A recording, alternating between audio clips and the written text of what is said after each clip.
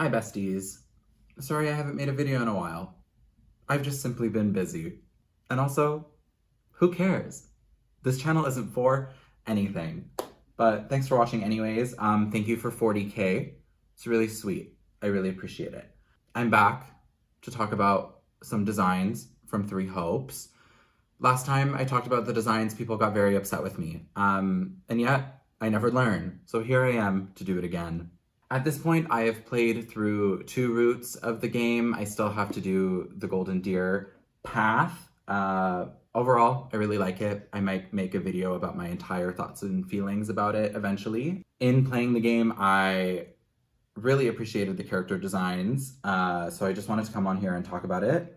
This video is entirely my opinion, and while I am going to be talking about some fashion terms, this is more of like a fun PowerPoint presentation with friends and not like an academically studied resource. Bearing that in mind, let's get into it. So today I'm going to be talking about the Black Eagles.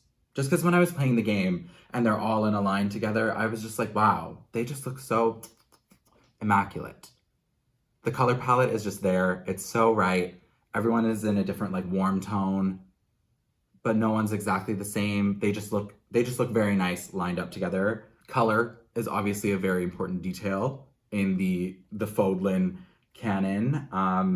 If you're playing through, it's a lot more noticeable in Three Houses just because you spend a lot more time in that game with the characters in their uniforms during like the school phase.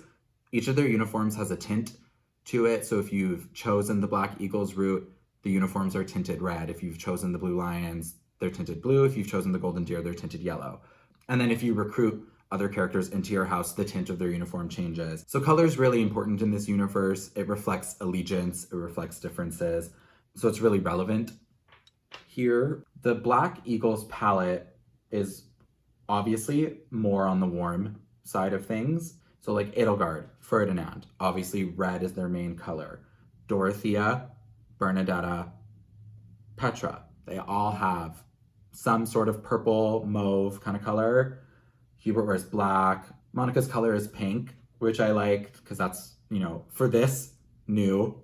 Caspar wears brown. Linhart wears green, which I think is important because it's like warm-toned blue, because I think the idea is that his color is supposed to be blue, but it's not. But the look is really good, so I don't really care.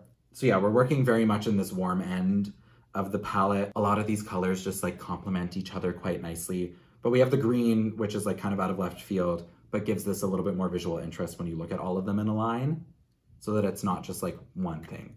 And then if you look at their default class models too for the Black Eagles, none of them are wearing blue or yellow as their default color. The same goes for the Blue Lions. None of them wear red or yellow as a part of their like default class color palettes.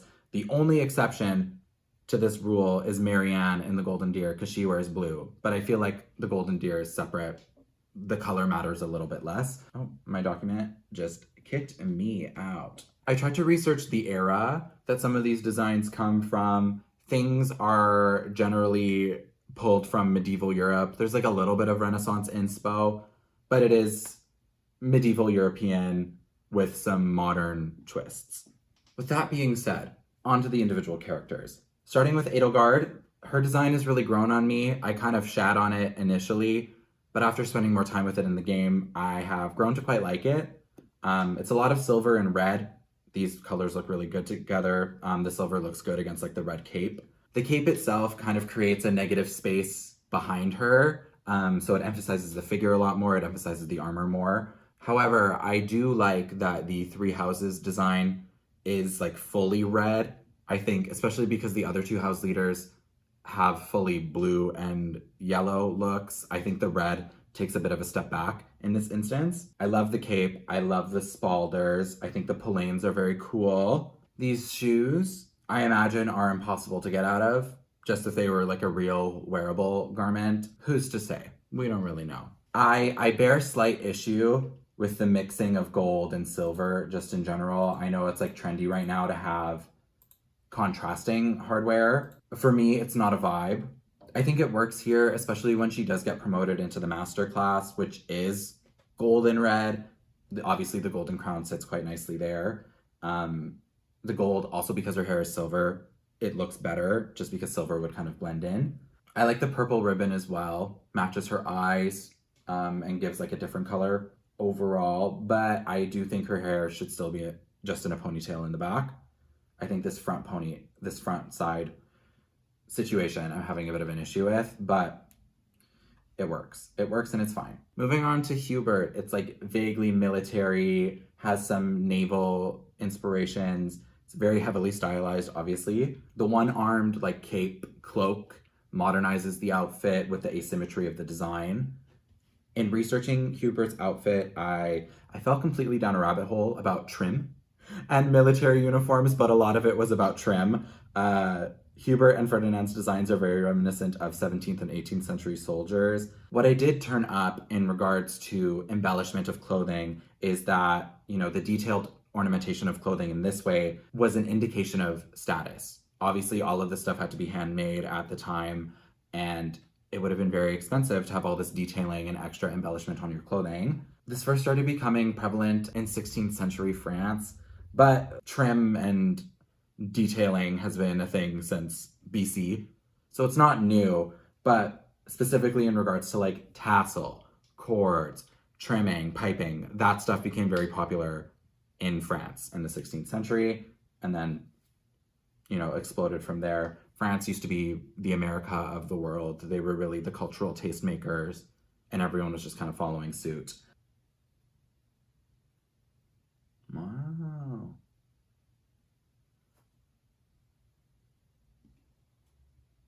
Oh, she has her oxygen with her. Nice. I think the use of the mauve for the cape's like lining and collar, the white piping, they serve to really like break up a lot of the black and give a little bit more visual interest to the look. Because otherwise it would just be like all black and just like flat. Nothing really to look at.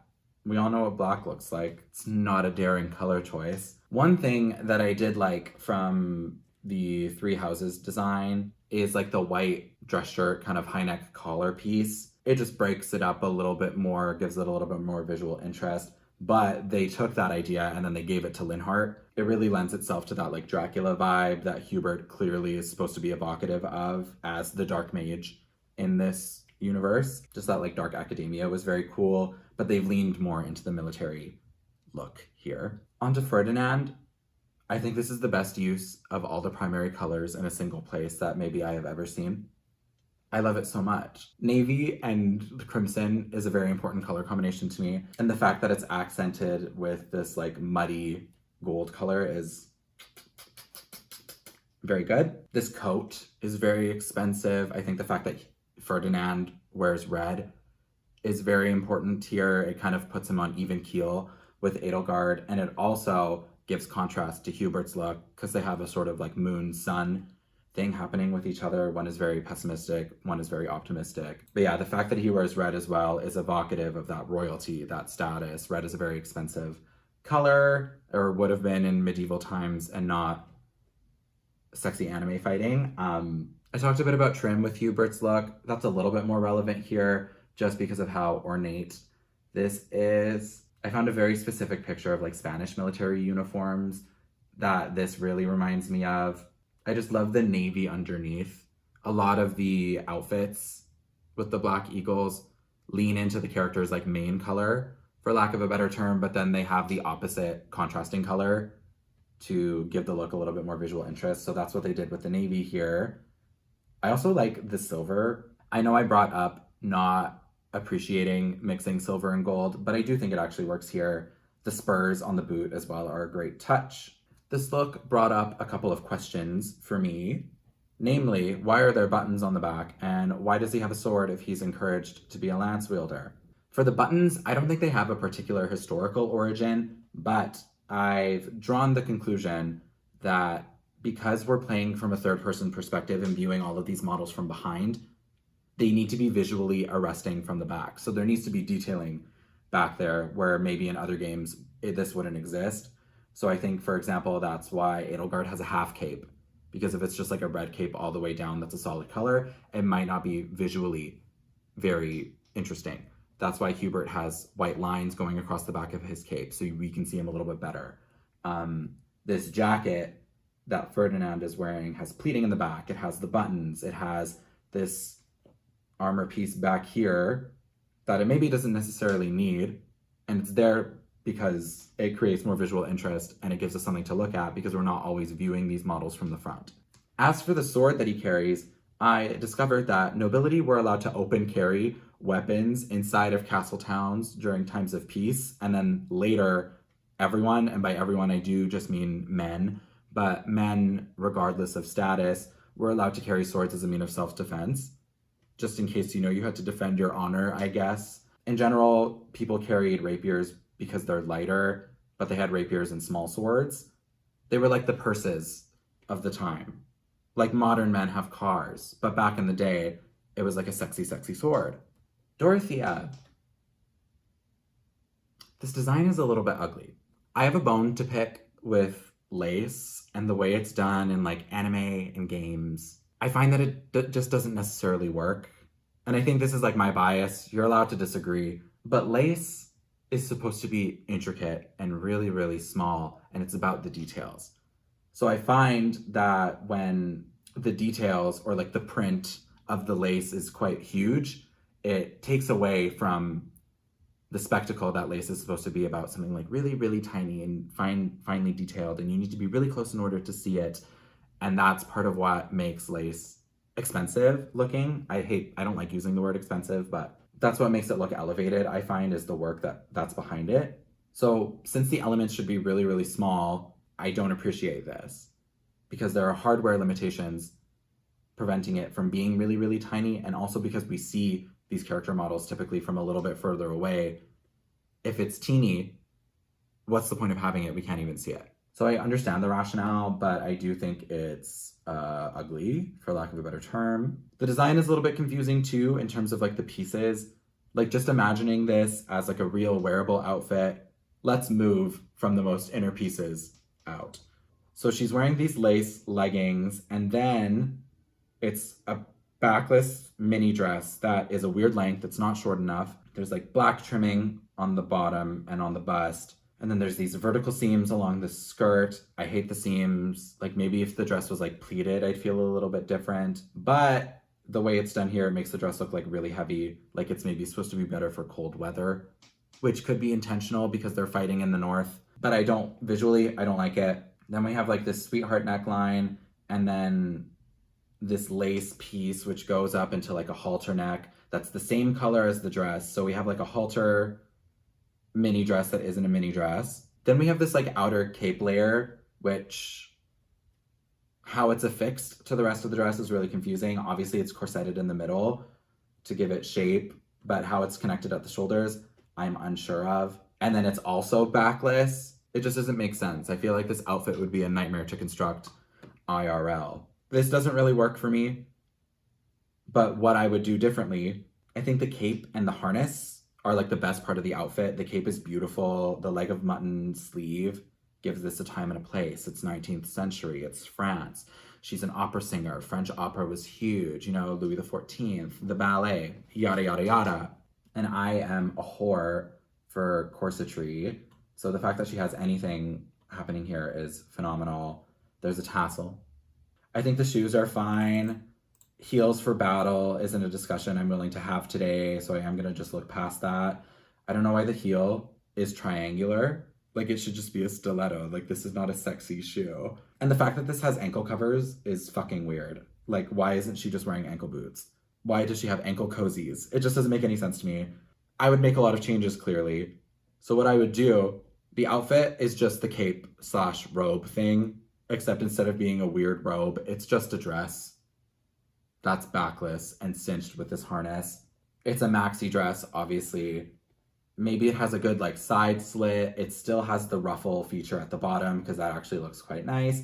Maybe instead of like a floral lace, we take out all the lace and then we do some sort of floral embroidery along like the slit of the dress, and then it goes around like the trim. I think that could have been really, really pretty. We have just normal ankle boots. Again, removing the lace, but we have the same neckline. I like the halter neck. We changed the harness to gold so that it matches her jewelry. Yeah, those are the changes I would make. If someone wants to like draw that, take it and do it. Maybe tag me, I don't know. That could be so fun. Bernadetta, in spite of this awful fucking haircut, I actually really like this look. I don't care that she did her bangs herself. A lot of you took the time to really let me know that this was like a character writing choice, the fact that she has a front ponytail. I see you, I get that, but I raise you. If you ever had like a hair flop in your life and you did it yourself, normally that's like an in the moment thing, and then you do something to fix it right away. You wear a hat, you cut the rest of your hair, you go get it done, you do something. I don't think you would wear your hair in a front ponytail for literally months, possibly even years, because they're at war. There's literally a time skip after the time skip. And Bernadetta just let her hair be like that for a year. What I'm saying is the hair would have had time to grow out. So for me, personally, it's not a justified writing/design choice to have her look this ugly. It's horrible, especially because in Three Houses, it's giving fashion. She has a fashion mullet. So how did we land here? It just doesn't make any sense.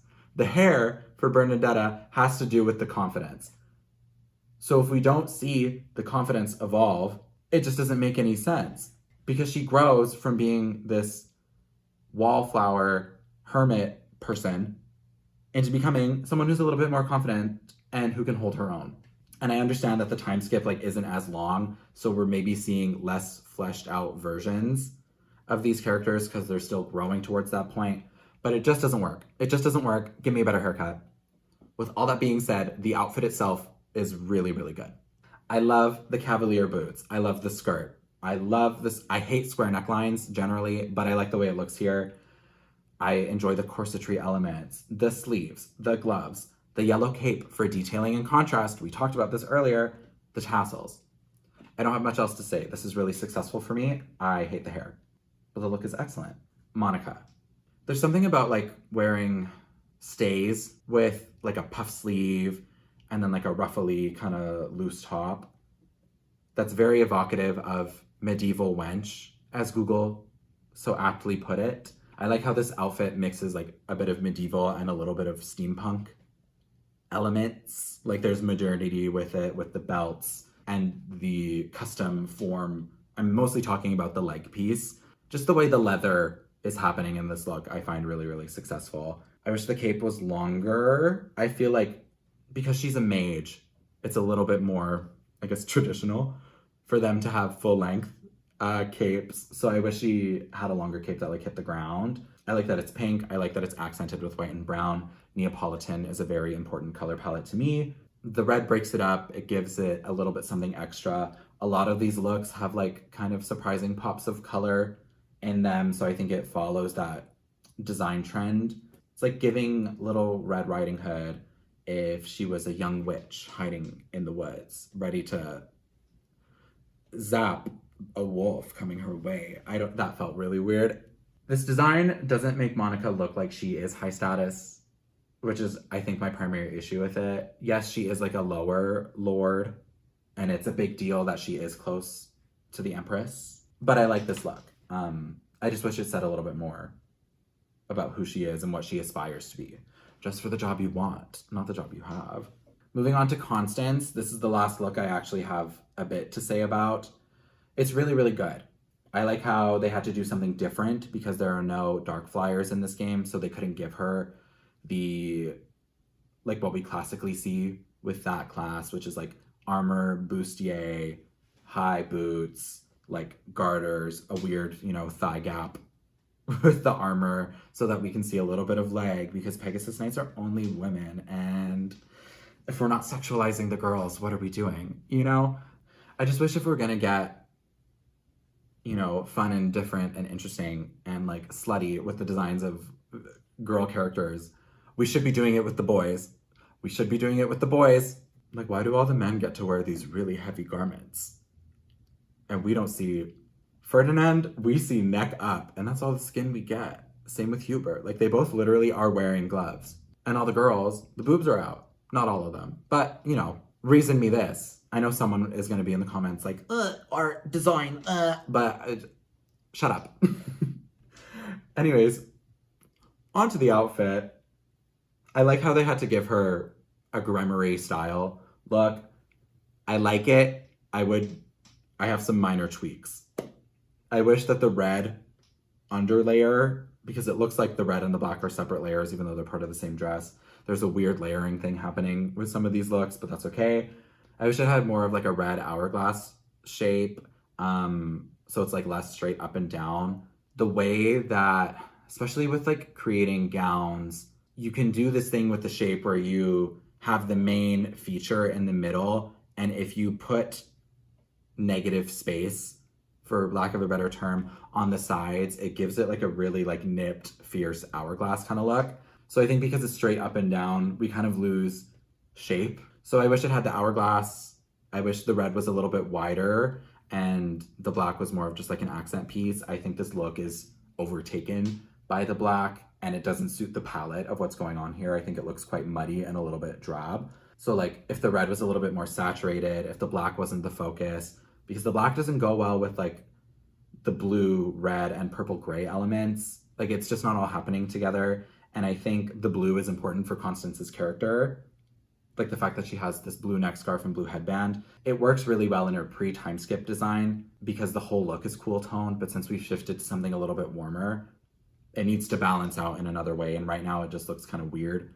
So we up the saturation on the red. We desaturate this like purple gray thing that's happening. It's just gray. We remove all the coolness from it because it needs to be neutralized. Maybe we up the contrast on the black too, so that it's actually black and not like a muted kind of charcoal. And then also lastly, just like make the feather boa hit the ground.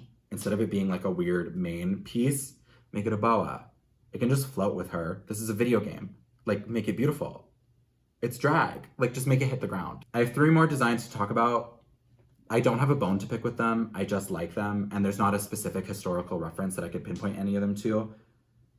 So we're just gonna rapid fire through them because they look good. So Petra, love the detailing, love the ornamentation, the green undershirt for contrast. Contrast, we've talked about this. In comparison to everyone else that we've looked at, this is a lot lighter and it flows more. Everyone else is wearing something quite heavy except for Bernadetta. So I think this look contrasts in a different way against everyone else in the lineup. Linhart, this is brilliant.